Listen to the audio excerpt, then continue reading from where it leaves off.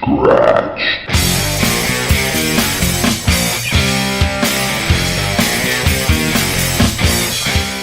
Give me a chance to do what?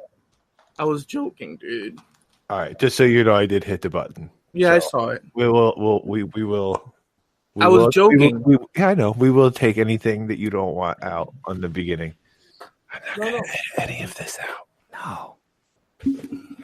I hate this whole trying to capture things when they're hot. That's so, everybody. Well, it's just I feel like the original conversations are always better. And then it's like, well, let's talk about that later. And it's like, well, we already had that conversation once. Yeah, but we're not even ready because Rory's not sitting at his I station.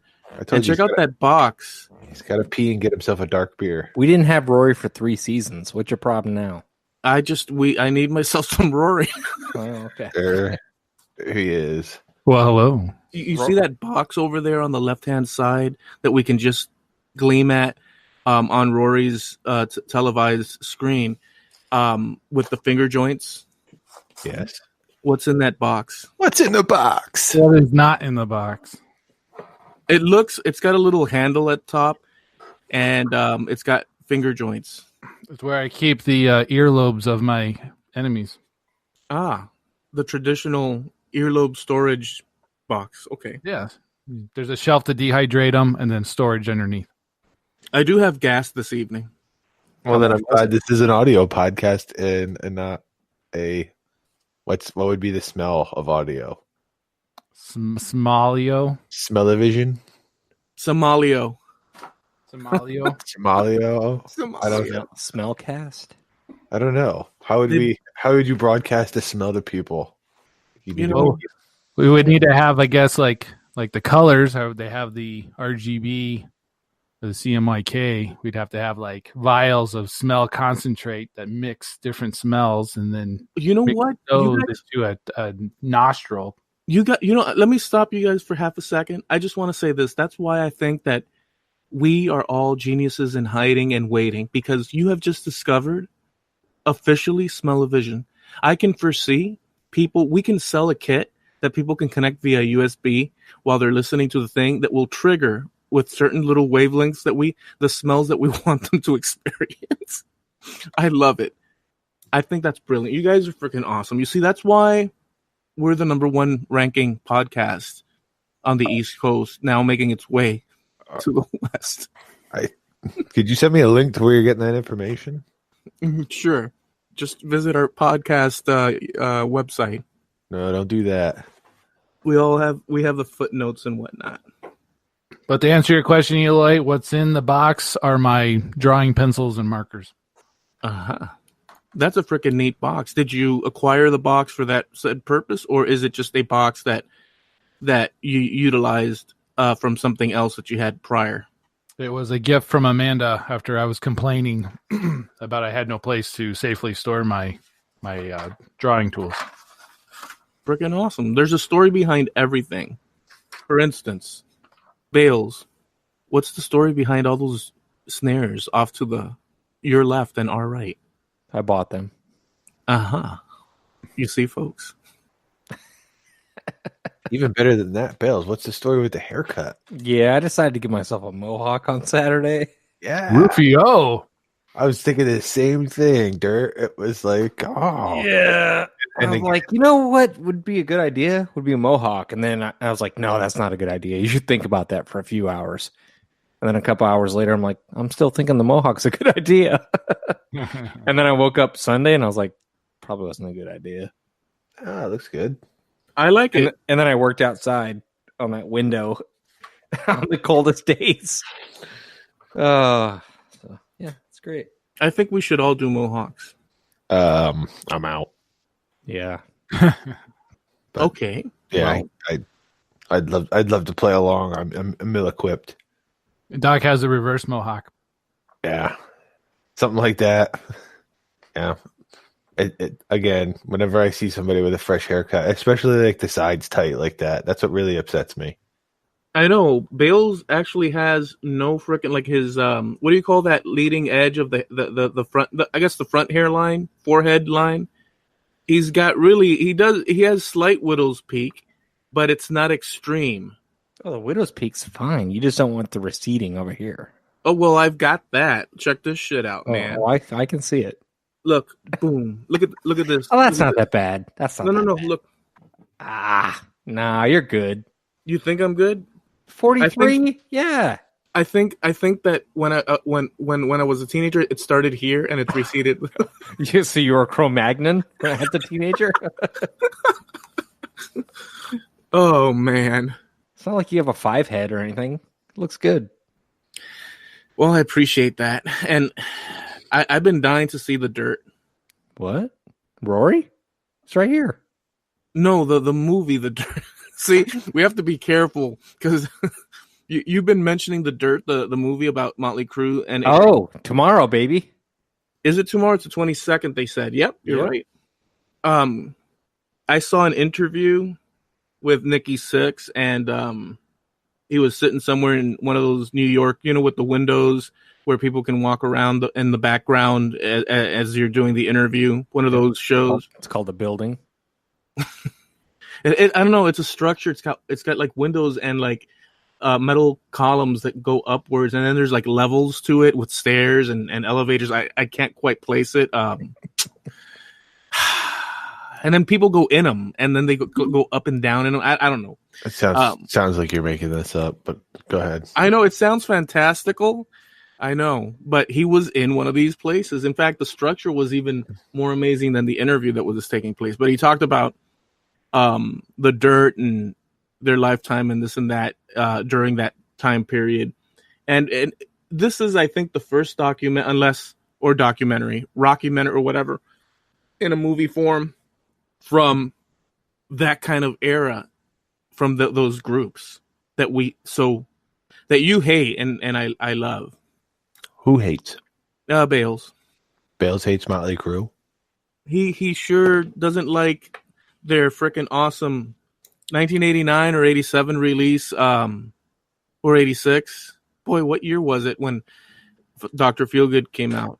89. So you think this is the first movie on a real band that's been out? What about the Queen movie? Oh, no, the Queen. No, I'm talking about from that little section of the Los Angeles sort of hair metal. Oh, okay. Yeah, the Queen movie. So but the problem is if this does well, we're going to be inundated with crap. Yeah.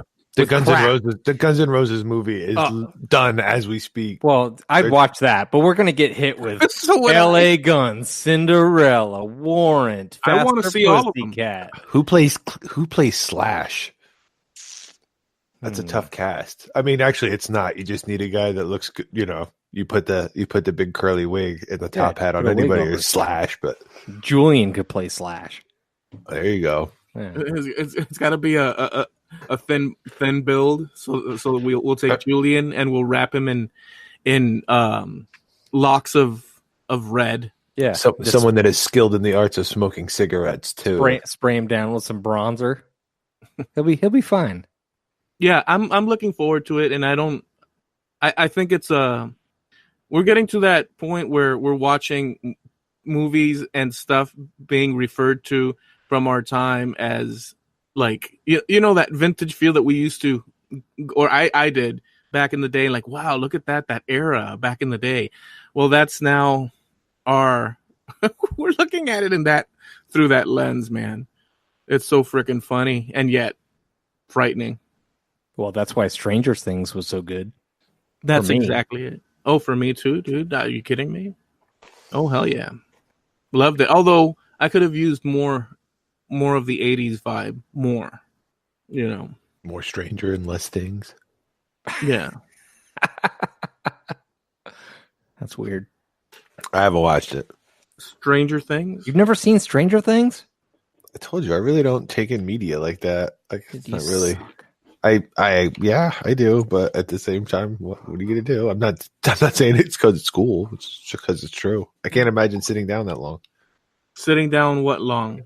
To watch season. Oh. To me, that would just become another thing that I'd have to do. If I watched the first one and it's like, oh man, I really like that. It's like, oh shit, now I gotta watch this. Okay. Not that I'm like kicking ass at getting things done. It's just that I really don't like to have like I don't know. Am I making any sense here at all? Nope. I think you categorize things in your head. Yeah, he's making total sense. You can't say no. Remember the TV show Lost? Yes. No. Okay. I really liked Lost. Until the end. No, I ride or die the whole time. And then the last season, I remember like explaining it to people. Like, oh, you watched Lost? It's like, yeah. And then you'd explain it to somebody. You're like, I sound like a crackhead having a fever dream right now when you're explaining it to somebody. And that kind of turned me off from TV, like episodal TV. It was like, because they just, they're just making it up.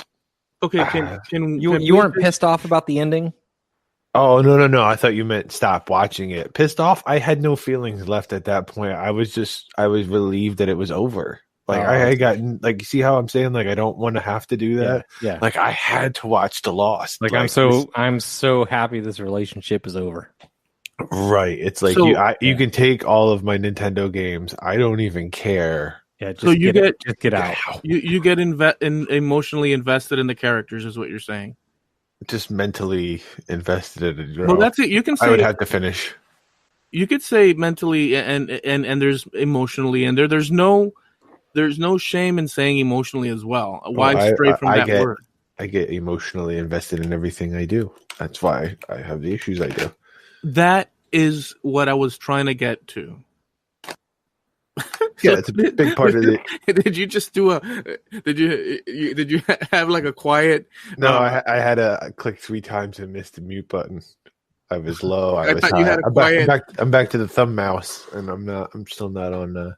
Well, that's what I was gonna get to. So you are probably so like that ties in with you're not liking horror movies much. Oh, exactly. Yeah, it ties in because that goes with your psyche.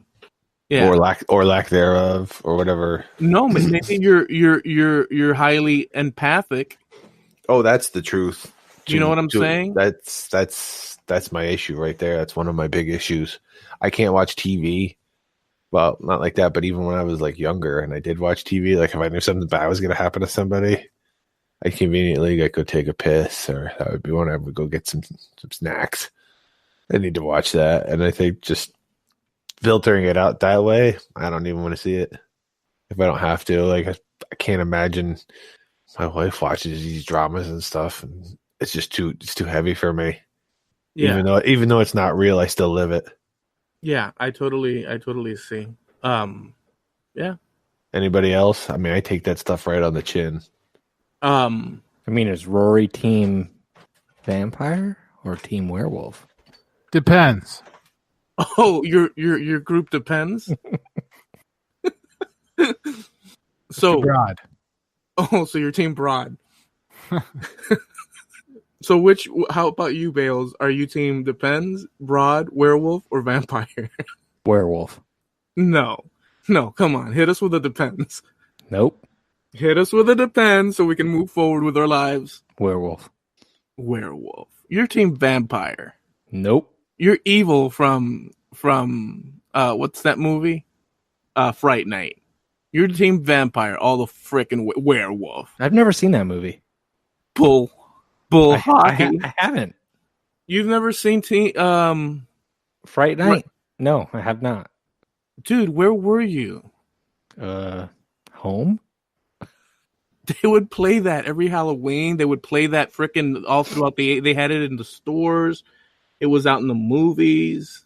I've never seen it. Guess I'll have to go back. I'll check in next week.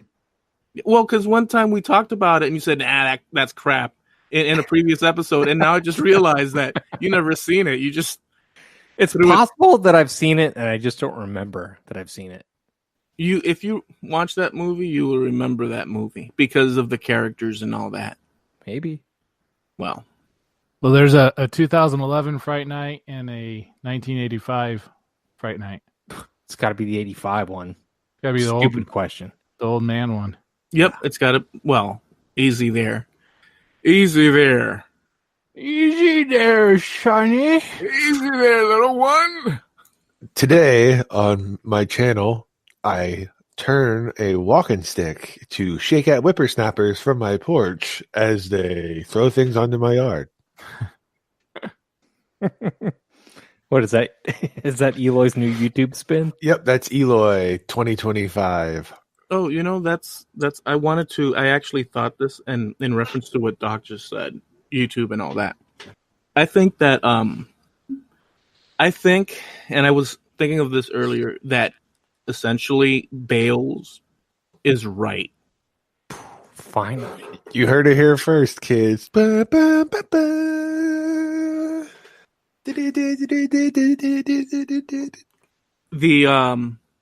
See, those are cool Fright Night images. Rory is now sharing with Bales some Fright Night movie. No, is that one from the 80s? I have no idea. I said I'd watch it. Problems. Definitely a camel toe. Moose knuckle. So I think that basically you're right, Bales. About everything. I don't know about that, but the whole YouTube thing is, you receded from. So you have all this content that you do, and you're really intricate with it. It's not like, you're doing just like, hey, this is how you glue two boards together. You're doing like costumes, and that stuff actually takes, like, there's more behind the scenes activity in order to get up to, the point where your work is done. That it's a lot, out there and stuff. And then, you have this wave of people across the world flooding that sort of that platform. And I could totally see, I continue on because I just simply am documenting but at the same time, it's sort of ritualistic. And what's the damn point anyhow? After, like, let's say 500 and something videos that I've done, because I've done that much. Damn. Really? Yeah, I've got over 500 videos, man. Axes, frickin' shields, frickin' tables, and it just goes on, and carving and this and that. And what's the frickin' point? It's all documented. That's, and then there's this huge wave of, I'm not trying to discourage, incidentally, by all means. I'm just saying that I can see, just the landscape of that, and why one would say, screw that. I could see it. I think you need to bring back the Mad Maker show. It was fun. Yeah, well, it was fun, but no, even if you did it once a month, just for fun. That's the point. Why do we scratch? For fun. Yeah. Well, look, so it's for fun, and it's actually people coming together to vibe, to. You ever see Easy Rider, Eloy? Mm-hmm. All right, just getting a little distance, man. Just getting a little distance. That's what I think. You know what I mean? It's all. Yeah. You just got to get away from your life, man. Just getting a little distance. Yeah. I see it, but so there's a lot of So my main thrust with that was the actual, I guess, amount of work a maker makes or has to prepare for, go through a process, all these things. And then you have this kid sitting on a couch with eating Cheetos, playing on his Cheetos riddled, control pad, whatever. Is that what you call them nowadays? And nowadays it's an iPad and it's flaming hot Cheetos. Ooh. That's what's going on today. They're hot Cheetos and it's like a tablet. Yeah, it's like, exactly what I said. What's cool though is that when you have an idea and you put it out there, and then somebody takes your idea and they do it better than you, or they do the exact same thing you did, but they get way more attention for it. Oh yeah, they might even get money. I love that. It's great. I like seeing it on podcasts, on YouTube, on Facebook. It's just I'm a source of inspiration. Yep. Well, and they don't even credit you for it, and that they saw. That they got the idea from you because you maybe have talked to them before. Yeah, it's happened. Yeah, I've thrown a couple thing in groups and stuff like that, and then saw somebody spin their great idea a month or two later, and I'll be like, "Oh, son of a bitch!" Oh, actually, this brings up a good point. And Bales and Eloy Eloy probably forgets. Was the googly eye thing going on before I started doing that? Did I see that somewhere? Did I see that somewhere and then I started doing it, or was that an idea? Probably. They've been around for a long time. Right. I know. I'm not saying that I came up with it, but I'm feeling like maybe I started looking for it, or maybe once I started posting pictures with the googly eyes on it, that, like, I don't know, the troll bots picked up on that and I started seeing more. If some guy, to your point, if some guy out there in America or wherever for that matter comes out tomorrow and the right people see him and he decides to walk down the street with a frickin' boombox for the first time in over 30 some odd years, and it starts and people start spreading you will see within a week's time China releasing hundreds of thousands of boomboxes again, all these kids doing the boombox, even though it's useless. It's extreme, but what I'm saying is that, people will catch, that little fire depending on who the person is for whatever, who knows reason. And then it's a thing, but you could have brilliant people, doing things and completely get, sideswiped, I don't know if that answers, but that, at least those are my thoughts. No, it doesn't answer at all. But how about this? The googly eyes. Thanks for talking. The googly eyes were there before. You picked it up again after a long amount of time, and people did see you using them, so people started using them as well. I think that's what happened. I just can't plug myself in, but I see it, and I'm like, did I? Because I feel like when I did it, I found the pack at the hardware store, just walking up the kid aisle, the craft aisle. China's probably plugged into all of our frickin' thing, and if you pick, and they'll just go and frickin' do it, and they'll reproduce and send it to your warehouse, to your hardware store. Yeah, that's a good one. Yeah, but I remember being at the hardware store, seeing the eyes, and that's back when everyone used to give me shit for sweeping all the time and be like, "I'm going to put eyes on the broom," and then I started screwing around with that, and then I started seeing it everywhere. But maybe I was seeing it everywhere before, and I just want to take credit for it. There are no new discoveries. We're just rediscovering everything. Thank you, Bales. That's.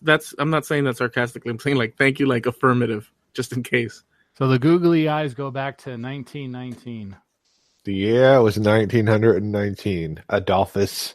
And there was probably someone back in dynastic Egyptian times that had googly eyes. The Anunnaki brought them to us. No. I like good use of the word dynastic. That's my favorite word. Well, everything like Bales said, I think, unless it's something so dramatic, and even then, it's built upon certain ideas that have been circulating for forever. We're building upon, the shoulders of, I could say, giants from the Anunnaki time. We're building upon the past. So to say something is completely, that's why the guy from the river table guy, and there's arguments for that and this and that. I don't know if you guys heard that whole argument.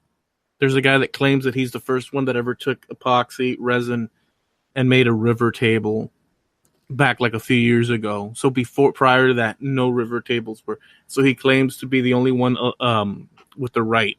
Why don't you take a second and just explain what a river table is quick? It's a table that's with a river. It has a river flowing. A river flows through it. It has Brad Pitt flowing through it. Yeah, it's just imagine wood, and it's a table, and then you have epoxy resin to create that waterfall, sort of see, there we go. That's another inventor. He claims the waterfall. So if it starts bending down and going down, it becomes the waterfall table, and that's a whole different.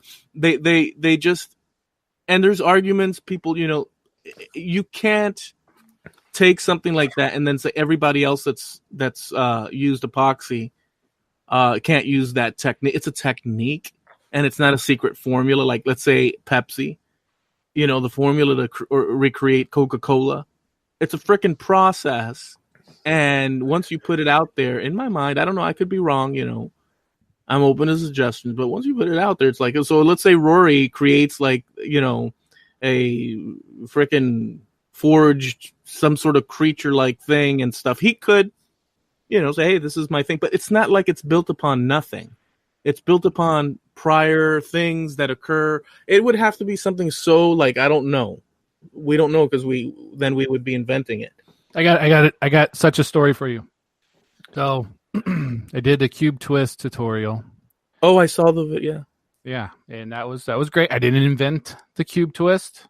Just nobody had done it yet. Or some people had done it, but they didn't do it very well. So I did my version of it. And then Instructables, they were having a blacksmithing contest. And I thought, oh, cool. Well, I'll enter my cube twist into this. Well, some young punk copied my tutorial, even down to the warning in the very beginning that this is dangerous. Be advised, blah, blah, blah. Reproduced the whole tutorial and then gave Duresta credit. He gave Duresta credit? Because Jimmy had done a version of the cube twist as well. But he stole your actual... He took my template that I used. What am I going to do? That is the ultimate... how could I say it not in a mean way? Screw job. And nobody really knows who I am inside of the maker community there. And I mean, no blood, no foul, but it stung a little. I was like, really? Was this recently or? That was a few years ago. No, okay. You do have a little. Is still up there. Say that again? I think the Instructables is still up there.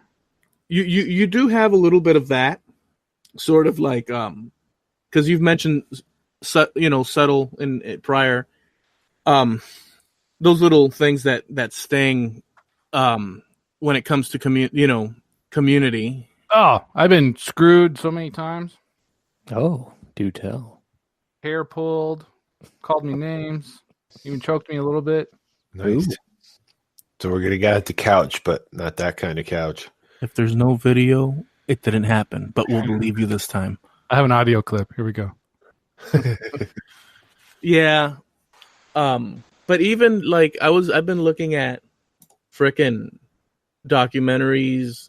I love documentaries of Rome spreading through Europe and all that stuff. And the Romans had these frickin' weapons, man. What do you call the one that's not the crossbow, but it's the one that it's like the one that vaults huge rocks at their enemy. Catapult? The catapult. Trebuchet? No, the catapult. So the catapult was originated apparently from Greece, the ancient Greek, and the Romans went ahead and took that, swiped that. That's like modern day Rory Storm Instructables, but totally took that. But what they did to it, and we're talking throughout the course of frickin', centuries. My YouTube struggles do not compare to the battles of Rome. Now they're close. If only. Well, but the thing is that the principle is that they took a thing that's already done and they improved upon it. So they did make improvements on it, but the structure of that device had already been in existence. So what we're talking about here, in your case, that's outright stealing your... So look, if some guy comes out and does an Instructable with the same thing, but he doesn't steal your actual step-by-step instruction with warnings and all that, then in my book, that's like, screw it, man. He did QB. But Eloy, imitation is the best form of flattery. Yes, but not the part where... But Eloy, good artist borrow, great artist steal. That is a saying out there. You're right. I hate so that. My only problem is... Right. And good people shout out where they got their ideas from, especially if they want note for note. I'm okay with stealing, but be like, I totally ripped this off from Rory. Check him out. Just a mention. I mean, yeah, that's it. Big up. It only takes a @Dirty Smith at the bottom. Big up to @Dirty Smith. Yeah. Thanks for all the... Well, no, but wait, that would be fine. That at the bottom thing would be fine, minus taking his step-by-step instructable, though. In other words, do your process of it, which might be simple, but you write your own, not taking all, you know what I'm saying? I'm not talking about that guy in particular. What he did is not cool. We've had contractors contact us wanting us to bid on a project of a picture that they found that they were inspired by, and ironically, it was our own picture. So you charge double? The zeros are free, right? Yep. Well, yeah. I mean, so it comes down to ethics and character and some integrity about the opportunity arise. Do you take advantage of that for your own self-benefit, or do you recognize the situation and try to relay some support for your other friend, fellow maker, and have some mutual respect for the effort that already went into something? Yeah. Some people have none. Some people don't have any. Some people don't think you'd find out. Oh, yeah. And I think there's a certain percentage of people that do that. They're just ignorant to the fact that that's not cool. I think those are all true. I think those are, and then there's another option where they don't even frickin' consider it. Yeah, there's people that don't even consider it. Yeah, douchebagalo, whatever. If you're going to be like that and they don't care. No, they don't consider it. Like the idea, the concept of that you're taking from, if they don't know the person, they don't know the institution, they don't know they'll just go ahead and do it. Oh, okay. It's like, so imagine chairs, right? There's there's many ways to make a chair, but, wooden chair, but, like, how can one claim there's a style of chair that you could copy? But it's kind of like chairs are everywhere. It's so in the public arena, it's the person who has that copyright. It's on them to pursue such endeavors. You know what I'm saying? I don't know if that makes sense or not. Oh, it totally makes sense. But then you start protecting those designs, those brands, and you start going down the Federal Register route. So I had this woman that was really upset with me because she thought I ripped her concept off, when actually we had very similar ideas because these were very similar, I don't want to be too redundant, concepts of simple shapes. So she sent me a big cease and desist letter. Lawyers got involved. Big pain in the frickin' butt. Came down to was, don't sell it and don't tell anybody who I am. I was like, fine, whatever. So she goes away. So while in the moment of talking to the lawyer, I was like, how much was it going to cost to trademark the phrase Dirty Smith? So I had to jump through these hoops to explain what it is I do, how it's being used, why is it different, all this crap. It's like $1,500 and did it. So as far as the U.S. government's concerned, it is trademarked. And I'm so glad I did because I've had 5 accounts on Instagram try to hijack my name and build an account to write off of it to sell other blacksmithing swag. Interesting. And it's irritating as hell. You got, since 2012, working on this small side project, everything, all the free time I have going into it, and you have people that just will come up and try to grab it from you. Oh, but you don't protect yourself, you could lose that work. Yeah, but yeah, well, here's the thing. So like, once you start getting a bit of traction, it is totally reasonable with things that we've seen with Hollywood stars and paparazzi and just everything. Freaking concert shirts for bands and just the list goes on and on. Once there's because nobody's gonna like, a no-name channel that's, nobody's gonna take that. It's once you've got and started building the traction that people start to, like buzzards, come around.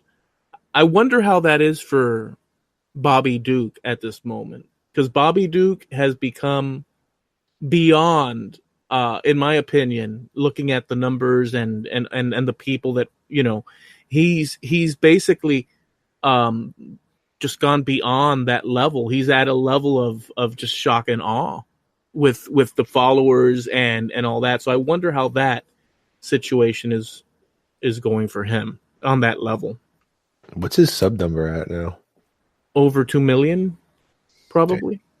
Okay. If you think of him in comparison, just using him as an example, there's others, but not too many. As far as the community, I think he's the top one.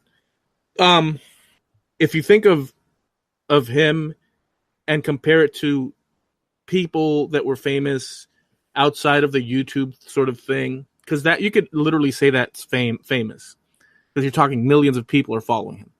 That's a rare feat, say back prior to the internet time. It's a completely unheard of phenomenon. I mean, MC Hammer had to sell out of the back of his truck his cassette tapes, and little by little, think of, and the reason I'm using all these examples is just, to me, it's basically the same ending. You're getting a lot of people discovering what it is that you do, and he did it on his own using that platform. It's just completely amazing, and I'm sure that there's vultures out there for him.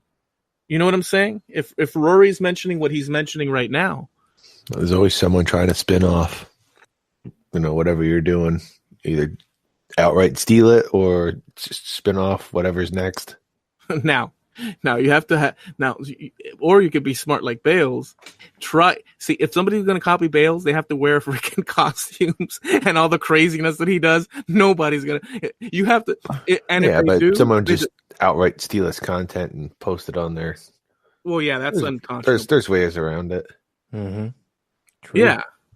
But you get my point, though, right, Bales? Like, it's very difficult to really duplicate your shit in that you're adding also layers of character. You'd have to, the person trying to take that from you, unless it's what Doc is saying, would have to be such a fan, because they're trying to imitate. It's too much it's too much, I think. Someone copied my Marvin the Martian costume badly and posted it on Instructables. And they got more views than I did, and they were getting tons of comments. And you could tell that they copied mine for the patterns, but their head was disproportionate, and it looked like it was made of duct tape, and it had been stepped on. So it wasn't even that great. And people were asking the guy questions, like specific questions. How did you come up with the forms to make the shoe patterns, the blah, blah, blah? And he couldn't answer the question. So I debated with myself. I probably should have stayed out of it, but I just chimed in. I'm like, if you want to know exactly how to make this costume, here's the URL, and I just plopped my Instructable right in there. Did he remove it?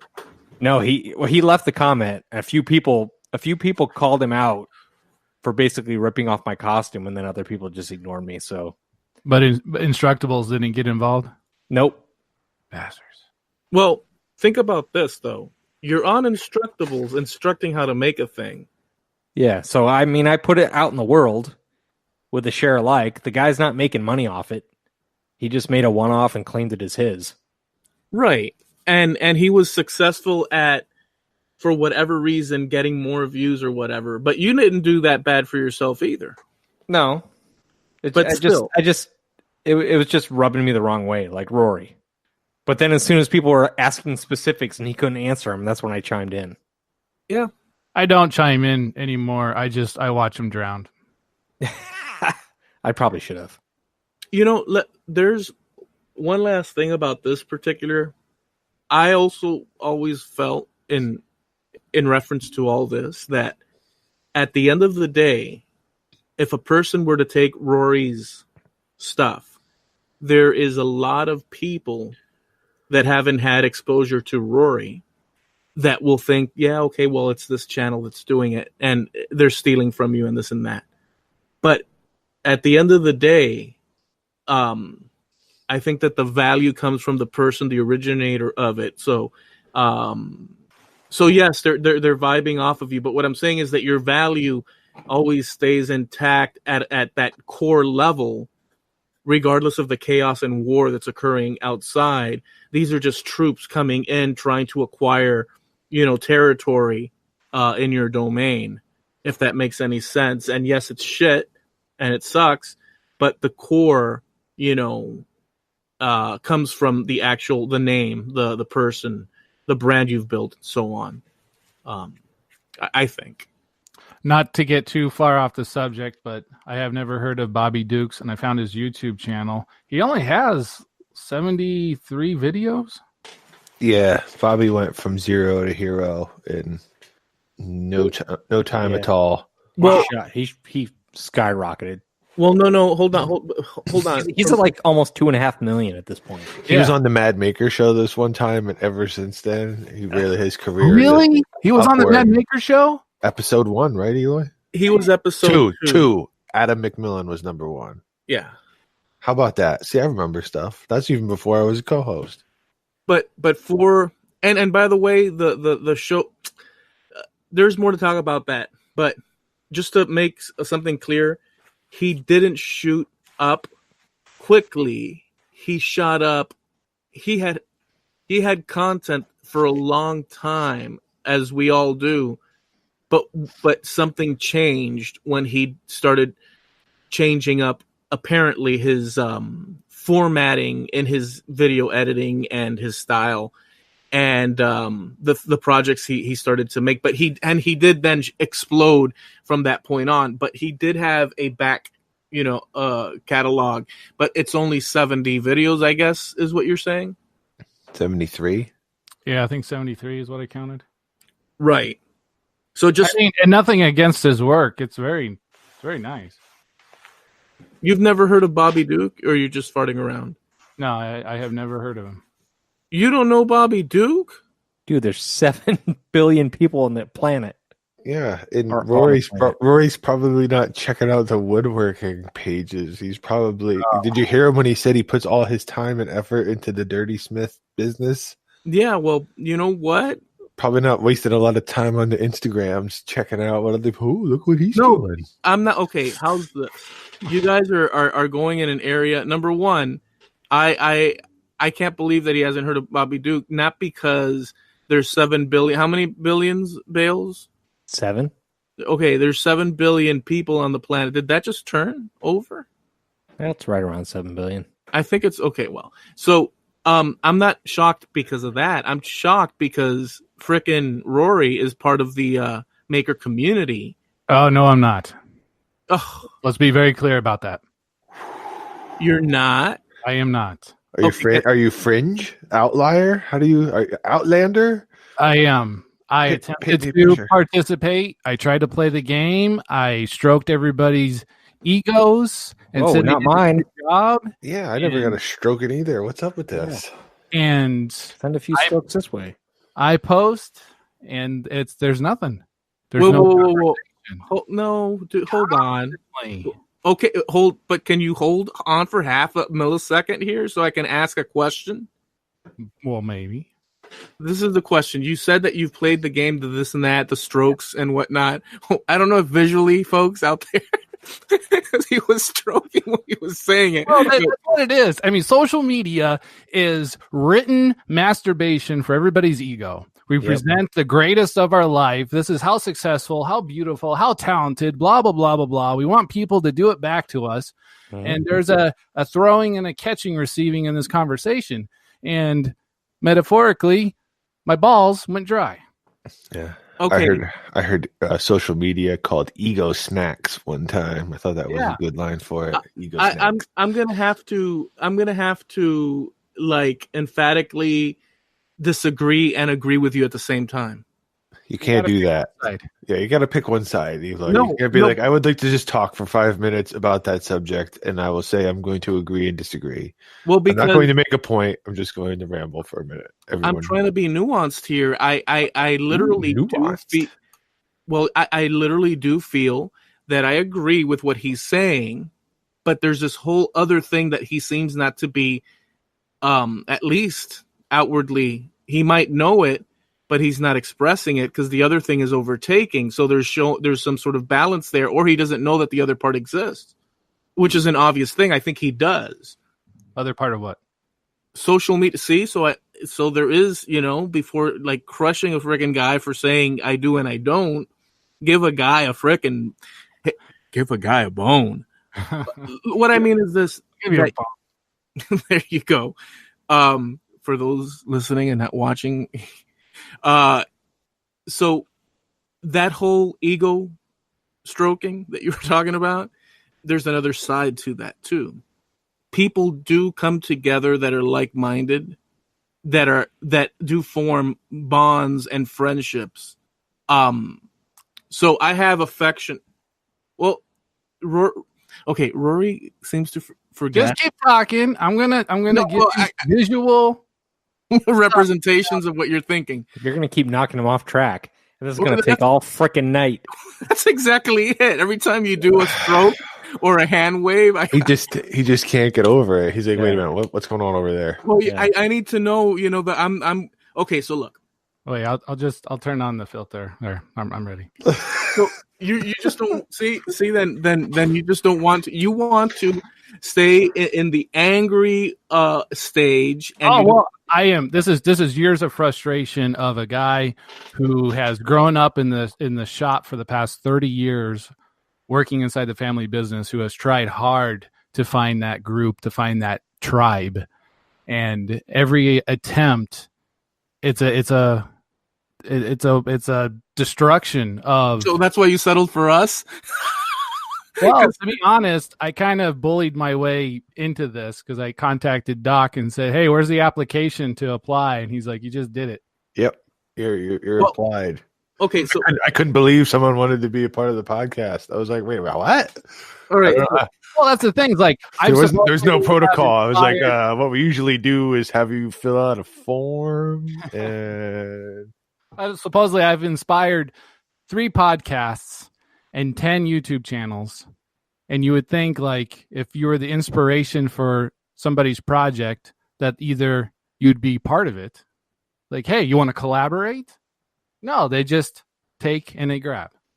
Which, that's the world we live in. Okay, that's fine. But belonging to the maker community, there's a strong line of participation where you're watching somebody make some pallet wood chair, and everybody is saying good job on your pallet wood chair there. Rory knows doing the 500-pound chandelier, and he gets like a few interactions, and that's it. Well, dude, so as I was saying before, so what is that about? Dude, not to take away into bigger projects, be like, holy crap, look at this. But no, if I took the ice pick and made a little sword out of it, everybody would lose their mind. Maybe you should just shut up and make the internet a knife like they want. Yeah, okay, man, just a Damascus knife. You can make another YouTube channel where you just show your hands, and it doesn't even have to be you, and just make some knives, and people will be like, "Yeah, thumbs up." All right, I'm the masked blacksmith. Yeah, I think that all of us here, with absolutely nothing to actually cover up that it's you, Rory. Oh, can you film a bunch of close hand blacksmithing action, and then I'll film all the masked parts in my shop, and then I'll edit it, and we'll put it on like a ghost channel, and we'll just see what happens. I love it. Sweet. I would like to overdub this. Ooh, yeah. Sorry, Eloy, for interrupting. What were you saying? I'm sorry. There's a lot that went into what you guys all just said, and to go to the source of the thing that I was explaining before. But then you know what? They have these conferences, and they got some numbnuts who only has experience for maybe a year and a half, talking about how successful he is with his business and social. Give me a break. Oh my God. Why is he up there talking? Because there's a secondary side to this, Rory. The blind leading the blind, and let's all support. No, because Bales, you can come speak. You can be the primary speaker next year. If you pay me $700, you can be the primary speaker at Kitchen Cabinet Con. Sweet. Everybody knows that the talent side, and then the sort of social butterfly popularity side are two totally different. If people that were rose at the level of their talent and skill, and that showed their popularity level. But that's not how it works. You can have someone that completely sucks and be incredibly popular. We see this with Justin Bieber. Bieber. You say Beaver every time. It's like because I think he's like a little beaver. Keither Beaver.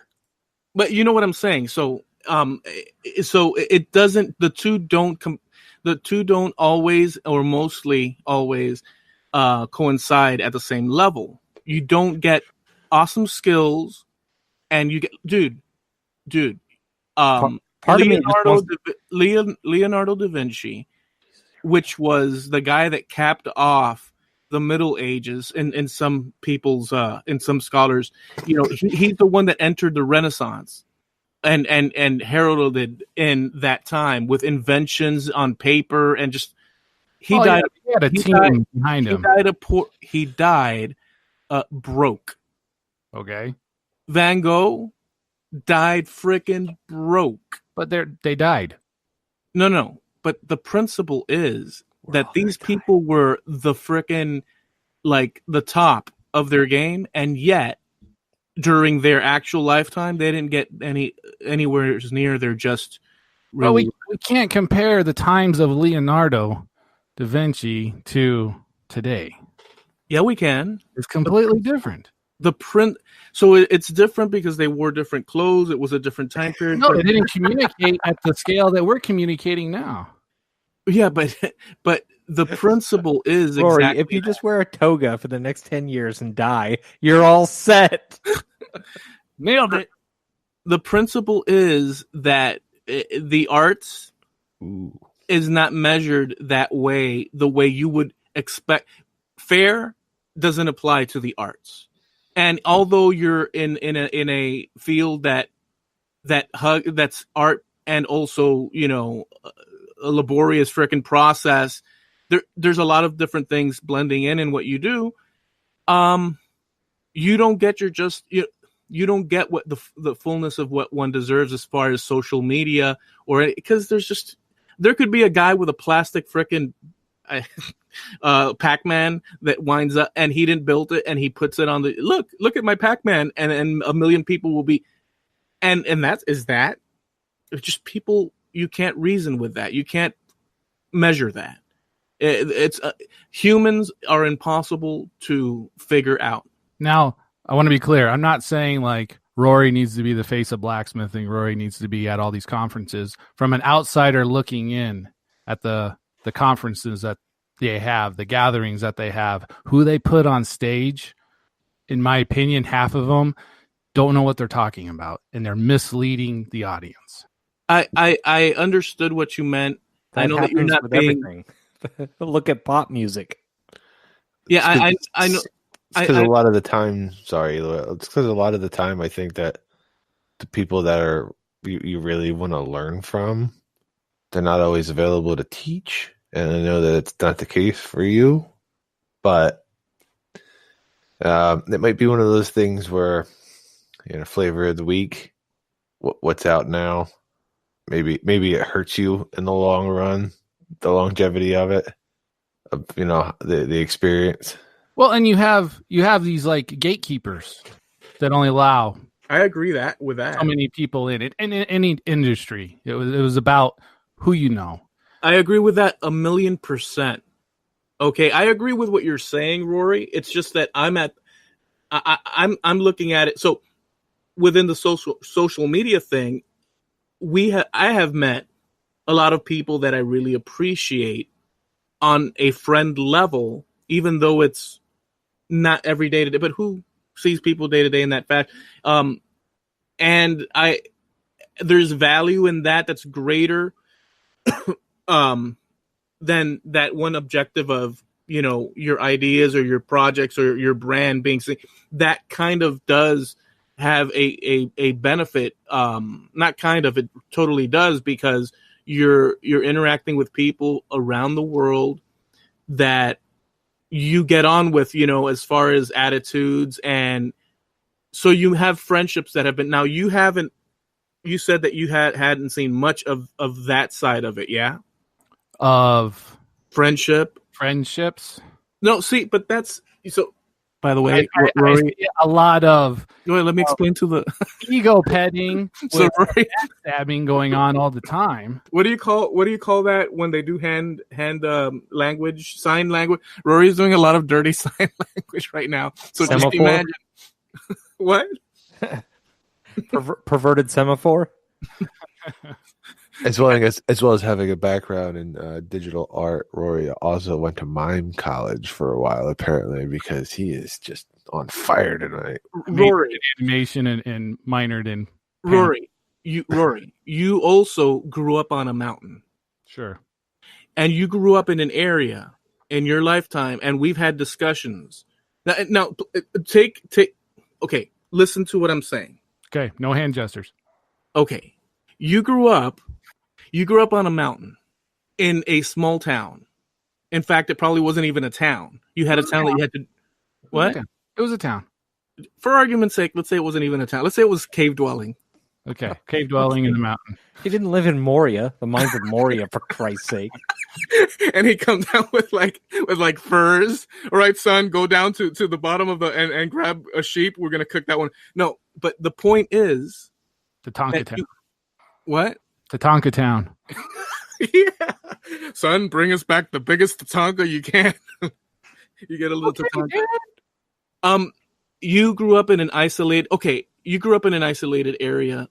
And there's people that grew up in many different areas, but you are perfectly aware that the area, the amount of people that you grew up around, all these things have contributed to your mind and where it's part of you.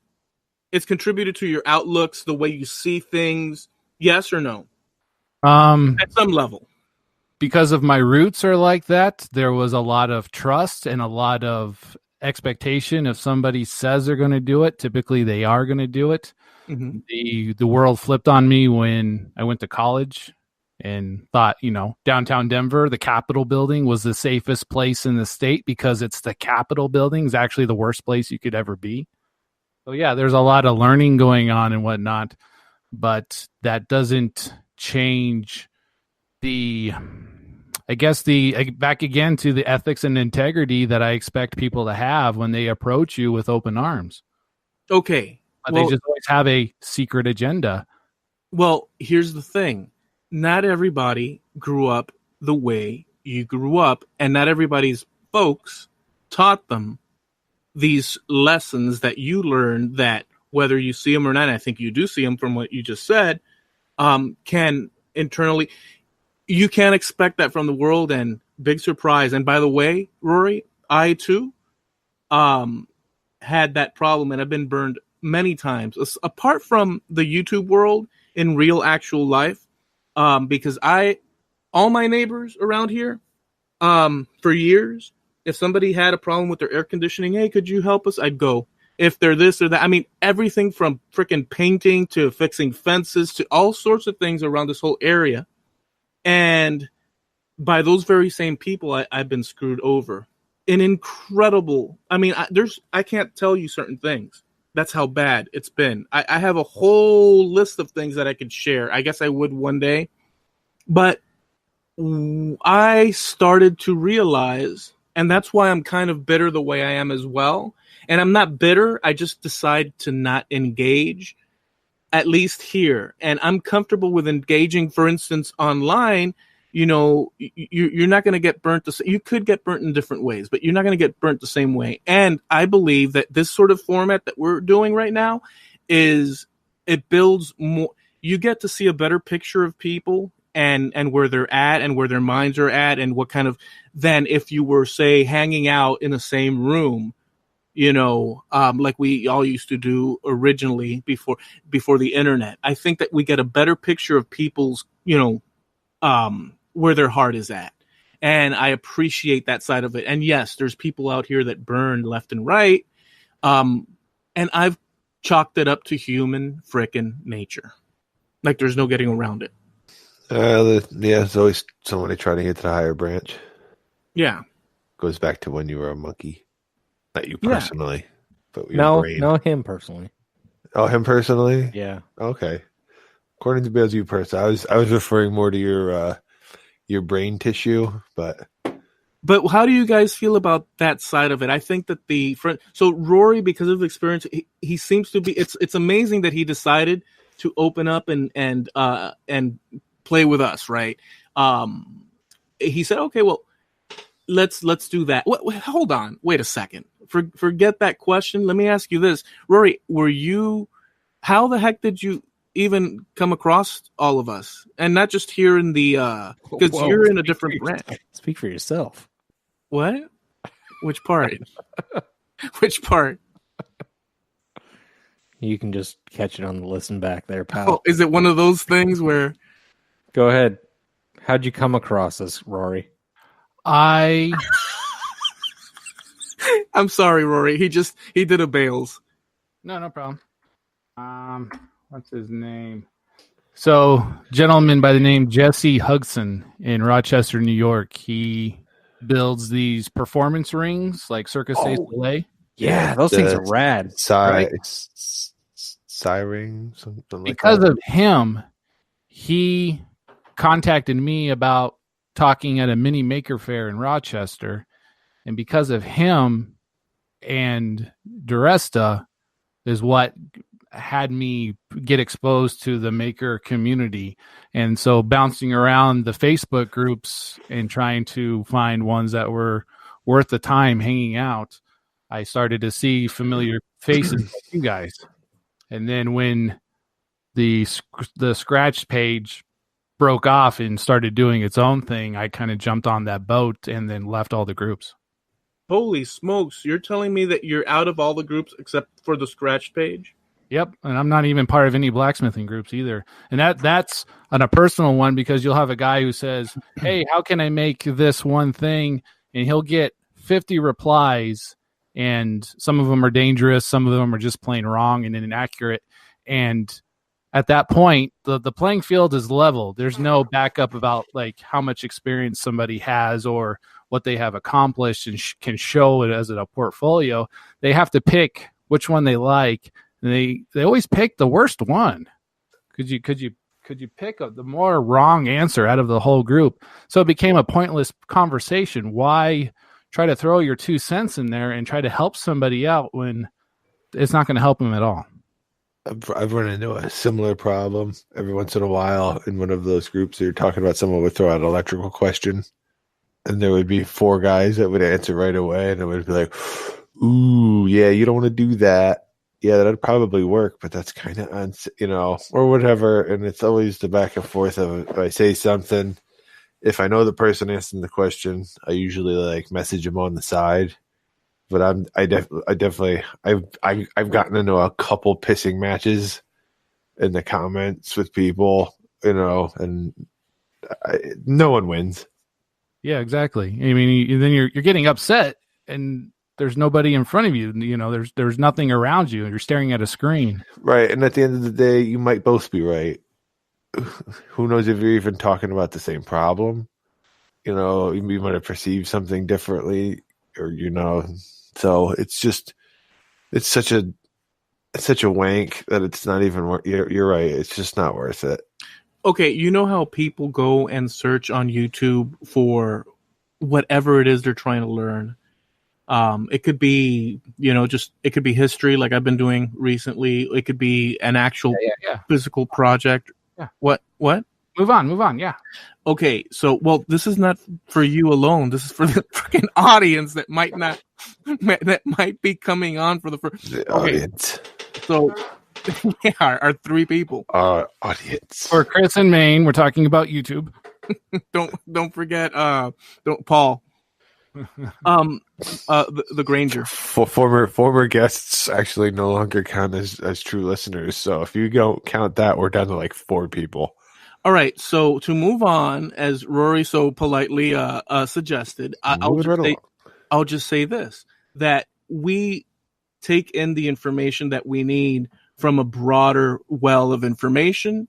And if you're an actual person on the other side of that, in an actual conversation, you might not feel very much enthused or appreciative of the person, but they will extract the portion of that information that it's fickle when you're talking about interactions with human beings. That's why I said you coming from a small area where there's politeness and certain, decorum and all these things in this broader world of people from these god-awful cities with bad attitudes, backstabbing, short, and might be a contention there, if you see what I'm saying.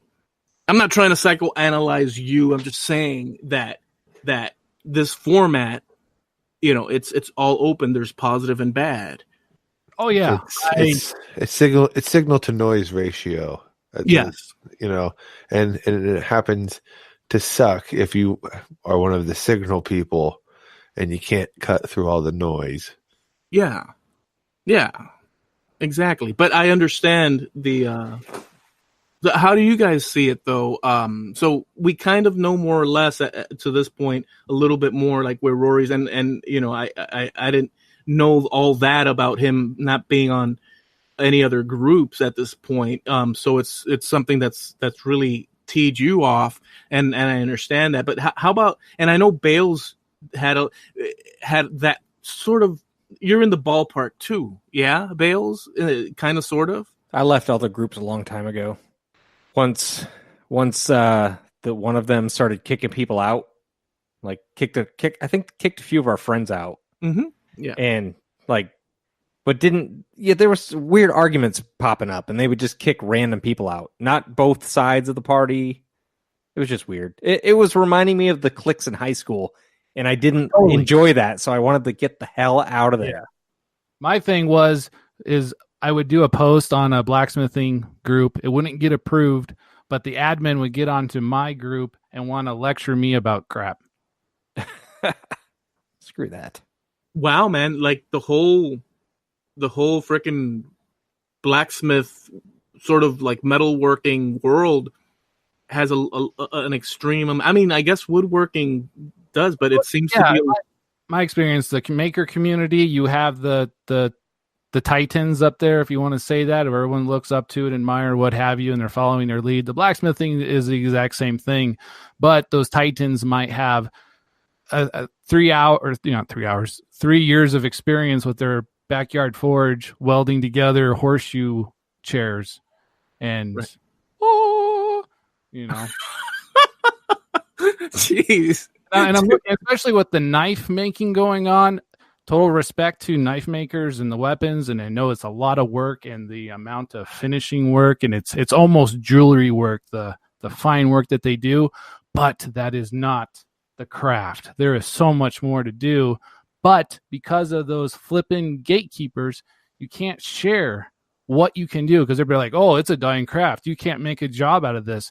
We got 30 years of portfolio images, more than happy to share, but they won't let me share it. They won't let you share it in actuality? Yes. Why do I push so hard with Dirty Smith? Because it's the only platform I have to share what we do at Dragon Forge, what I do on the side. I try to participate in the groups, and they won't approve it. And why do you think that is? Jealous. Yeah. Because parts of me are bigger than others. So like his left hand. So, yeah. Or that bubble screen. Oh, yeah. Where is it? Where's that bubble? Big face bubble screen. There it is. Yeah. So you're saying that, well, you know what, man? I think it's unescapable.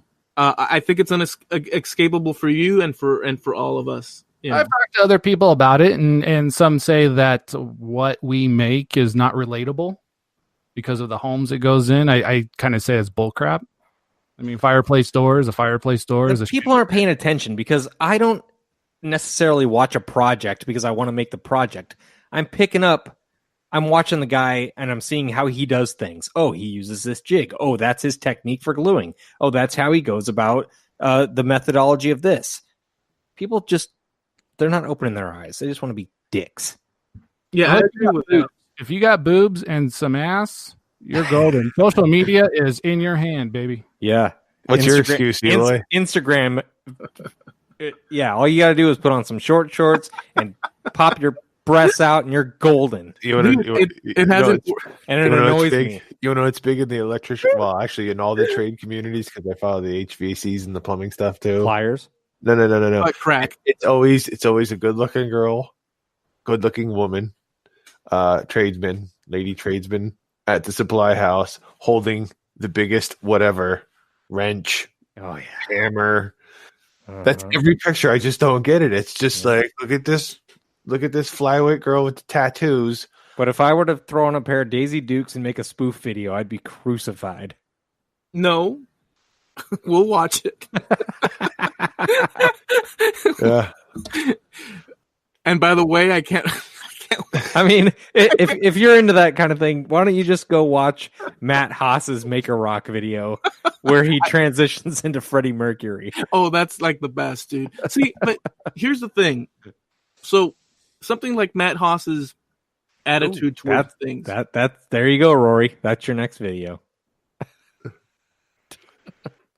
Hey, I mean, he's I can't even describe it.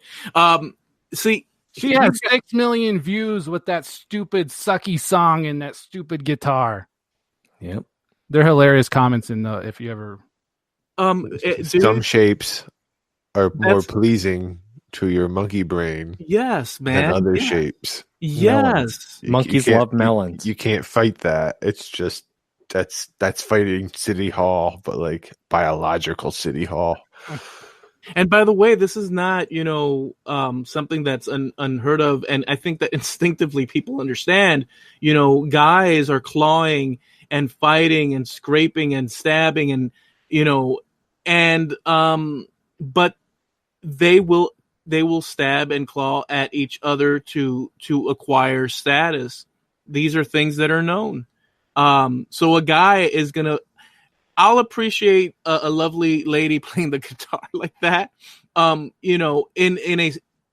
a certain level that I won't like. Bales can make costumes and drums and this and that and repairs and I get it. But if you just shine that little light, everybody's attention is swayed, and that's part of being human. I mean. We're animals if we can't control it, but nobody, a lot of people just don't want to. We're all guilty of that, man. So when Facebook kind of collapsed that one day, I was secretly hoping it was going down. I just wanted to watch stuff burn. Me too. I saw the best comment, and it was a guy saying, how many 16-year-olds woke up that morning and realized they weren't models anymore. Oh, I saw that one.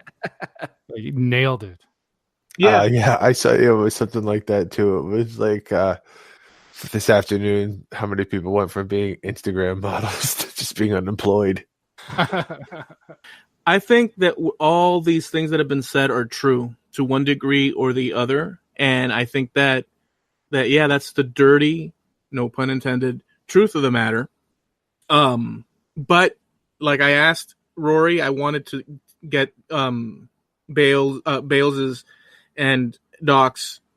I don't know why I use Bales's last name and yet Doc. It's always with the first. I use because Bales wants to be called by his last name. Yeah, it's easy. So do you find that there's a friendship level to it? Do you find value in that to both of you? I mean, can you tell us? If you don't, you don't. I don't have a lot of content out. I've never really pushed hard to. I've never had anything for sale really, other than some T-shirts with my stupid face on them.